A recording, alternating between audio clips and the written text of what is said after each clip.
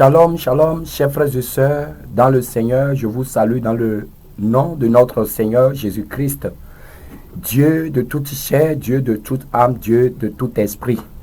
Lui, notre bouclier anti-missile, notre sagesse, notre capacité et notre lumière. Gloire à son nom d'éternité en éternité. Amen.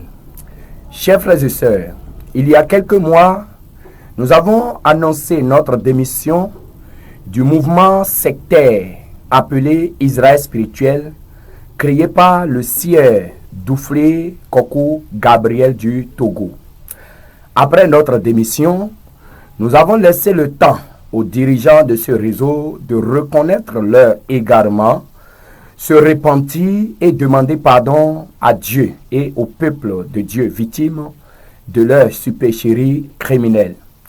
Mais en lieu et place d'actes d'humilité et de sagesse, nous avons eu droit à des réactions de défiance avec des injures, des dénigrements, des malédictions, des calomnies, des intimidations et des menaces de tout genre visant à nous imposer silence sur les abominations en cours dans ce réseau sectaire apocalyptique.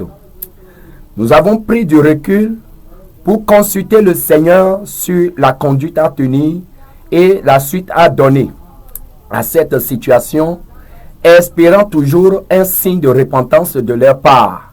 Mais chaque jour, ils s'enfoncent dans l'endurcissement et la rébellion en lançant une campagne de dénigrement contre nous.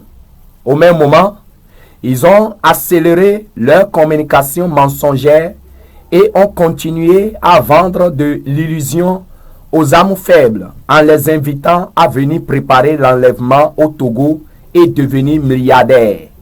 Ce mensonge, comme du miel, attire beaucoup d'âmes innocentes qui abandonnent tout, d'autres leurs maris, d'autres leurs enfants et d'autres leur boulot pour se lancer dans une aventure fabriquée de toutes pièces par un homme qu'ils ne connaissent que sur YouTube et qui abuse allègrement de leur confiance et exploite leur naïveté. Ainsi, d'autres ont vendu leur maison, des enfants sont forcés d'abandonner leur école pour venir s'enrichir au Togo et beaucoup d'autres crimes sociaux en cours dans un silence total où l'information est verrouillée et contrôlée avec rigueur. Ne pouvant garder silence sur ces choses qui culpabilisent chaque jour notre conscience pour avoir été aussi capturés par ignorance et rachetés par le Seigneur Jésus-Christ, nous avons décidé, sous l'impulsion du Saint-Esprit, d'agir en toute responsabilité sans craindre leurs menaces stériles et leur dénigrement. Alors, chers frères et sœurs, l'heure a sonné pour dévoiler tout ce qui est caché dans cette nébuleuse qui fait trop de dégâts et de nombreuses victimes. Nous ne ferons rien par esprit de vengeance ni de colère. C'est pourquoi nous avons pris suffisamment de temps pour méditer sur la thérapie à appliquer à cette situation et recevoir le feu vert de notre Seigneur Jésus-Christ. La Bible déclare dans Matthieu chapitre 10, le verset 26, « Ne les craignez donc point, car il n'y a rien de caché qui ne doive être découvert, ni de secret qui ne doivent être connus. » Verset 27. « Ce que je vous dis dans les ténèbres, dites-le en plein jour, et ce qui vous est dit à l'oreille, prêchez-le sur les toits. » Verset 28. « Ne craignez pas ceux qui tuent le corps et qui ne peuvent tuer l'âme. Craignez plutôt celui qui peut faire périr l'âme et le corps dans la géhenne. » Le Jean chapitre 8 verset 32 dit, « Vous connaîtrez la vérité et la vérité vous affranchira. » Nous avons été donc prévenus de ces choses dans la parole de Dieu concernant la fin des temps. Nous lisons dans le livre de Matthieu 24, le verset 4 à 5. Jésus leur répondit, « Prenez garde que personne ne vous séduise, car plusieurs viendront sous mon nom, disant, c'est moi qui suis le Christ. Et ils séduiront beaucoup de gens. Colossiens chapitre 2, le verset 8 déclare, prenez garde que personne ne fasse de vous sa proie par la philosophie et par une vaine tromperie s'appuyant sur la tradition des hommes, sur les rudiments du monde et non sur Christ. Alors, cette campagne d'information voulue par le Seigneur a pour but d'ouvrir les yeux des âmes innocentes sur cette secte apocalyptique appelée Israël spirituel qui fait trop de ravages au Togo. Alors, présentons donc qui est cet homme, ce gourou qui a créé cette secte. Appelé apôtre Doufflé Gabriel Kokou, il s'est autoproclamé père des nations, l'homme qui sera installé président de la République du Togo en mars 2020 prochain, sans élection. Il serait en même temps l'incarnation du roi David de la Bible et serait donc le roi de tous les pasteurs du monde entier. À l'image de Kakou Philippe de la Côte d'Ivoire qui fait aussi des ravages, il se présente comme le seul alternative pour aller au ciel, le seul messager de la fin des temps, le dernier bateau pour être sauvé du déluge à venir.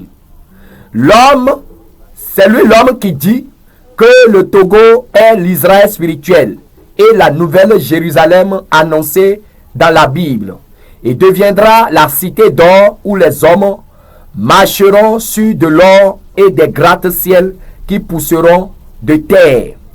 C'est lui l'homme qui dit être le plus aimé par Dieu que Abraham, David et tous les personnages de la Bible.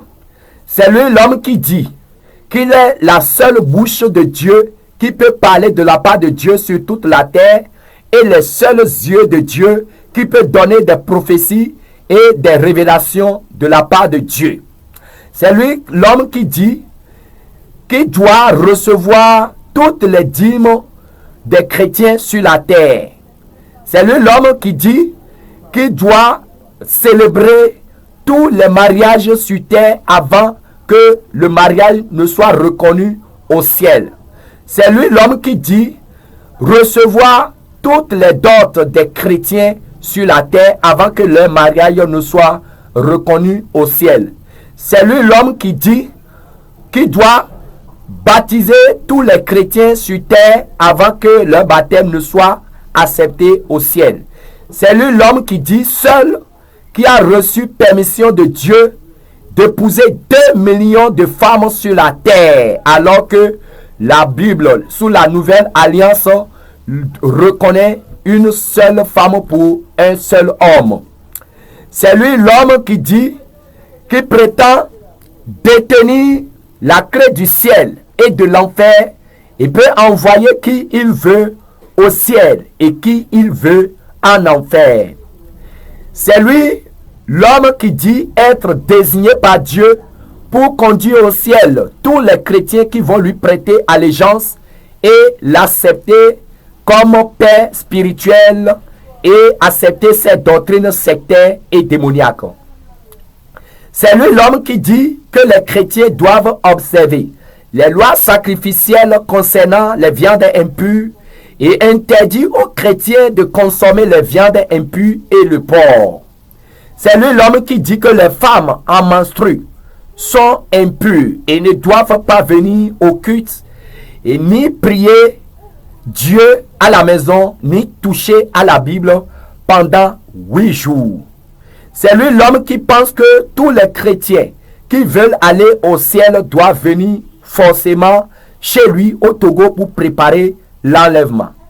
C'est lui l'homme qui dit que la Jérusalem céleste, c'est au Togo et invite tous les chrétiens à venir au Togo pour devenir des milliardaires en dollars.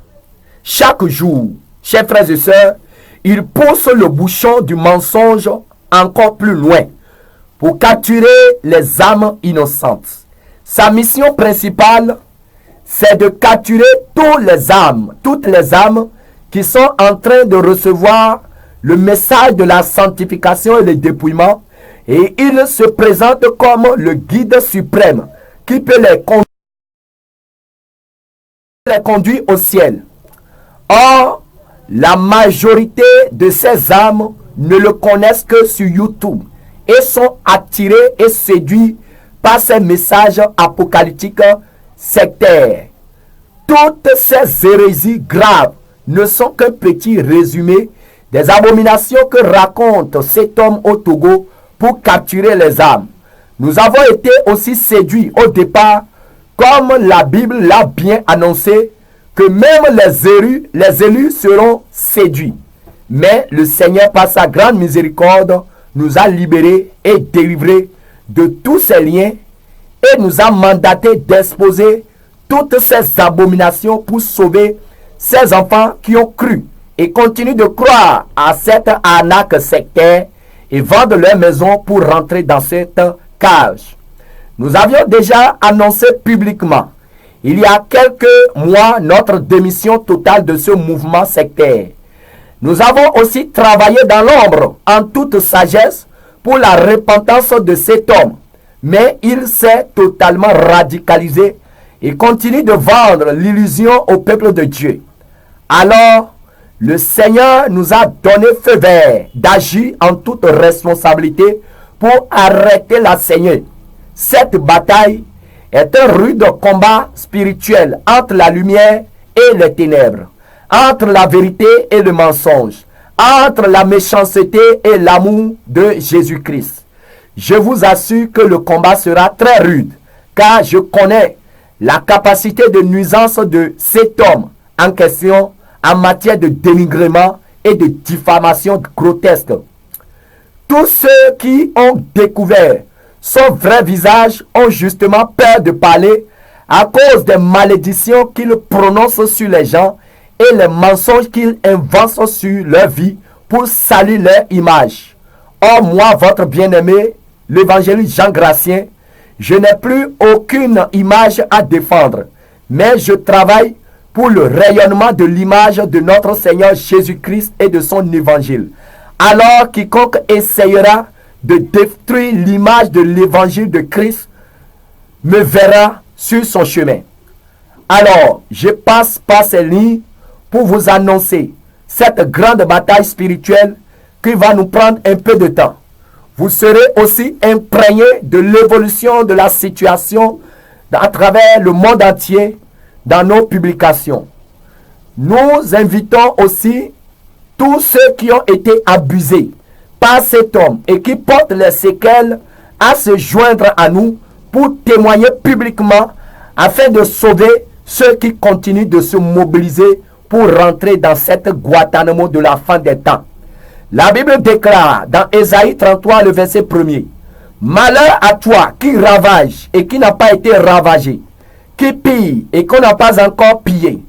Quand tu auras fini de ravager, tu seras ravagé. Quand tu auras achevé de piller, on te pillera. » Alléluia. Nous lançons donc cette bataille sans aucun esprit de vengeance ni de règlement de compte.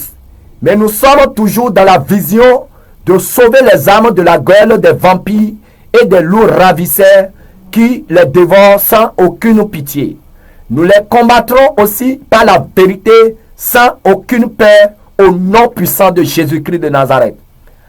Alors, en effet, le Seigneur nous donne la mission de sonner la trompette dans les médias, radio, télévision, réseaux sociaux et partout pour avertir son peuple de ce danger de la fin des temps. Je vous prie de nous soutenir aussi dans la prière, car beaucoup de coups seront portés contre nous, des injures, des malédictions, des attaques spirituelles, des dénigrements, des diffamations, etc. Mais au nom de Jésus-Christ de Nazareth, nous les taillons en pièces. Mais Jésus est aussi notre bouclier antimissile et nous ne craignons rien.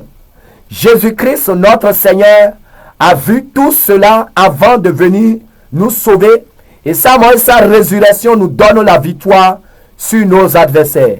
alors celui qui est en nous est plus fort et plus puissant que celui qui les contrôle. Alors, chers frères et sœurs, pour tous vos apports, témoignages, conseils, révélations de la part du Seigneur et informations complémentaires et autres, veuillez nous contacter sur notre numéro WhatsApp, le plus 00229 97 25 35 39. C'était votre bien-aimé, l'évangéliste Jean Gratien. Shalom, shalom.